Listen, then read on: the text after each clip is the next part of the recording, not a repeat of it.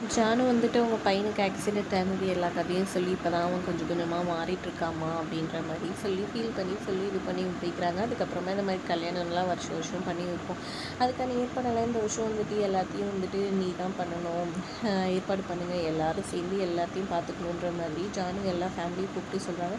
நான் கூட பயந்து போயிட்டேன், எங்கே இந்த சிபி கல்யாணத்தை பற்றி தான் பேசுவாங்களோ, ஒரு வேளை இந்த இவங்களால் ஏதாவது இது பண்ணிடுவாங்களோன்னு பயந்துட்டேன்ற மாதிரி சிபியோட அம்மா சொல்லிட்டு இருக்காங்க. அவங்க அண்ணன்கிட்ட உஷாராக இருக்கணும், ஏதாவது தப்பு நடந்துச்சு அவ்வளோதான் அப்படின்ற மாதிரி சொல்லிட்டு இருக்காங்க. அதுக்கப்புறம் இந்த சிம்பி வந்து இசையோட விளையாடிட்டு இருக்காரு, அதை ரசித்து பார்த்துட்டு இருக்கிறாங்க தமிழ். இதை பார்த்து அவங்க அம்மா வந்து என்னடி பண்ணிட்டு இருக்கா, அவங்களாம் சொல்கிற மாதிரி ஏதாச்சும் வேலை பண்ணால் அவ்வளோதான் உனக்குன்னு சொல்கிறாங்க. மேடம் எனக்கு வேறு வேலை அதுக்கு போக மேடம்னு சொல்லிட்டு அவங்க வந்து போயிடுறாங்க. அதுக்கப்புறம் எல்லாம் ஏற்பாடும் பண்ணிட்டு இருக்காங்க. தமிழ் ஃபோன் பண்ணி இதை வர சொல்கிறது, இதை இது பண்ண சொல்கிறது எல்லாம் பண்ணிட்டு இருக்காங்க. இதெல்லாம் பார்த்துட்டு இருந்தேன் சிபி வந்து ரொம்ப டயர்டாக இருக்க உட்காருவான்னு சொல்லிட்டு விசிறி எல்லாம் விட்றாரு. அப்புறம் எல்லோரும் எதுக்கும் காஃபி கொண்டு வந்து கொடுத்துட்டு என்ன பார்த்துக்கிட்டு என்ன ரொம்ப ஓவராகவே பண்ணிகிட்ருக்காரு. எல்லாமே இவங்க பார்த்து பார்த்து பண்ணிகிட்ருக்குறாங்க. இந்த இடத்துல வந்துட்டு ஒரு பெரிய இதுவாக பிளான் பண்ணுறாரு சிபியோட மாமா. என்ன பண்ணுறாருன்னு பார்த்தீங்கன்னா, தங்கம் வந்துட்டு தாலி 5 சவரன் தங்கம் வந்துட்டு எல்லா கப்பலுக்கும் வந்துட்டு கொடுக்குறதுக்காக ஜானு வாங்கி வச்சுருக்காங்க. அந்த தங்கத்தை எல்லாத்தையும் வந்துட்டு இவர் வந்து டூப்ளிகேட் நகையே செஞ்சுட்டு வந்து மாற்றி வச்சுருவாரு. உடனே புரிஞ்சுக்காதன்னு கால் பண்ணி நான் இந்த மாதிரி மாற்றி வச்சுருவேன், அப்புறம் நம்ம ஆளுங்களை விட்டே வந்துட்டு போலி நகையை கொடுக்குறாங்கன்னு சொல்லிட்டு வெட்டி பண்ணுறாக்கு இது பண்ணுறாங்கன்னு சொல்லி கேட்க வைப்பா. அப்புறம் போலின்றதை ப்ரூஃப் பண்ண வச்சு அவங்கள அவமானப்படுத்தி இது பண்ணுவேன், நீங்களும் இதை பெருசாக்குங்கன்ற மாதிரி சொல்ல அவரும் ஒரே சந்தோஷமாயிடுவார். இங்கே ஒரு பக்கம் எல்லா ஏற்பாடும் நடந்துட்டுருக்கு.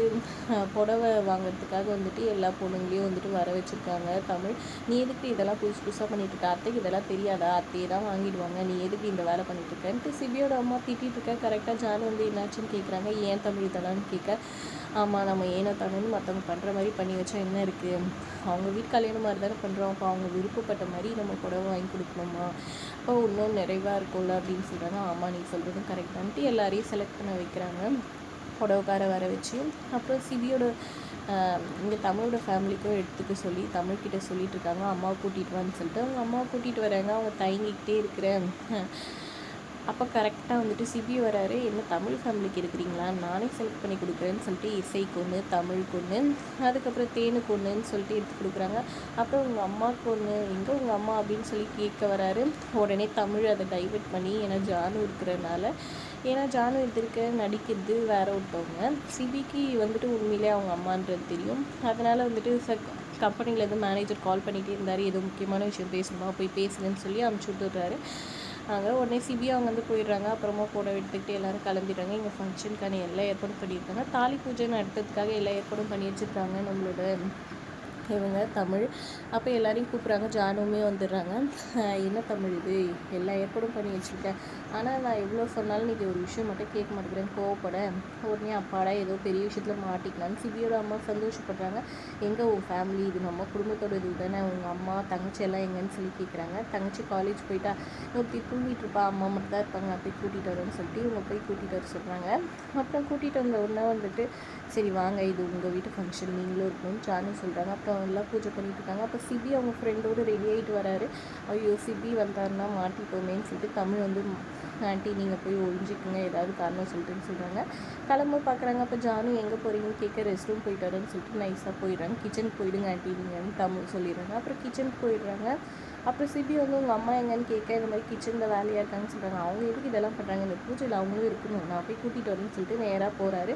தமிழும் பின்னாடியே போகிறாங்க. கிச்சனில் போய்ட்டு ஆன்ட்டி ஆன்ட்டின்னு கூப்பிட்றாரு. இவங்க தான் சாமான் கழுவிட்டு இருக்காங்க.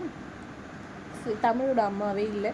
எங்கே அவங்க இருக்கிறதா சொன்னாங்களே தமிழ் அப்படின்னு சொல்கிறாங்க. தம்பி நான் இங்கே தான் இருக்கேன்னு சொல்லிட்டு அவங்க அம்மா வந்து நிற்கிறாங்க. அப்பாடா அப்படின்னு தமிழ் சந்தோஷப்பட்டுருக்காங்க. ஆண்டி வாங்க ஆண்டி, இது உங்கள் வீட்டு ஃபங்க்ஷன், நம்ம வீட்டு ஃபங்க்ஷன், நீங்கள் வாங்க அப்படின்னு சொல்லி கூப்பிட்டுருக்காங்க. ஆண்டி என்னை ஆசீர்வாதம் பண்ணுங்கன்னு ஆசீர்வாதமும் வாங்கிக்கிறாரு. சரி வரேன்ப்பான்னு சொல்லி இது பண்ணிடுறாங்க. அம்மா நீ எப்படி இங்கே வந்தேன்னு சொல்லிட்டு சிபி அனுப்பிச்சி வச்ச பின்னாடி தமிழ் கேட்குறாங்க. இல்லை நான் தான் கூட்டிகிட்டு வந்தேன்னா அவங்க வீட்டு வேலைக்காரன்னு சொல்கிறாங்க. அக்கா ரொம்ப தேங்க்ஸ்க்கான்னு சொல்கிறாங்க. சரிம்மா நீ இங்கேயே இரு ஆண்டி, நீங்களும் இங்கேயே இருங்க, எதுவும் பிரச்சனை வந்துடக்கூடாது அப்படின்ற மாதிரி சொல்லிட்டு தமிழ் அங்கேருந்து போகிறாங்க. சிபியோட அம்மா கரெக்டாக கிச்சனை நோக்கி போகிறாங்க. எதுக்கு இவங்க போகிறாங்க, தன்னோட அம்மாவை கண்டுபிடிச்சிட போகிறாங்க பயந்துட்டு. எதுக்கு மேடம் அங்கே போகிறீங்கன்னு கேட்குறாங்க. இது என் வீட்டு கிச்சன், நான் எப்போ வேணால் எங்கே வேணால் போவோம், கிட்டே பர்மிஷன் கேட்டு தான் போகணுமா, போடி வேலையை பார்த்துட்டு அப்படின்னு கோவமாக திட்டி விட்றாங்க. தமிழுக்கு என்ன பண்ணுறதுனே புரியல. ஒரு வேளை அவங்க அம்மாவை மாட்டிப்பாங்களோன்னு பயப்படுறாங்க. அப்புறம் கிச்சனுக்கு போனால் அதாவது நடித்து, அதாவது அவங்க ஆன்ட்டி மட்டும் தான் இருக்கிறாங்க. என்ன பண்ணிட்டுருக்கேன்னு சொல்லி கேட்க, நம்ம வீட்டு வேலையை நம்ம தானே செய்யணும், விருந்தாளிங்களெல்லாம் நல்லா கவனிக்கணும்ல அப்படி இப்படின்னு சொல்லி சமாளிக்கிறாங்க. அப்புறம் எல்லாம் குடும்பத்தோடு வந்து செட்டில் ஆகிட்டீங்க, என் பையனை இது பண்ணலான்னு பார்க்குறேன், அவன் பொண்ணு ஏதாச்சும் அப்படி இருந்தால் நடந்துச்சு அவ்வளோதான், நான் சும்மா கூட இருக்க மாட்டேன் அப்படி இப்படின்னு ஏதோ சொல்லி மிரட்டிட்டு இருக்காங்க இவங்க ஒரு பக்கம். அதோட எபிசோட் முடியுது.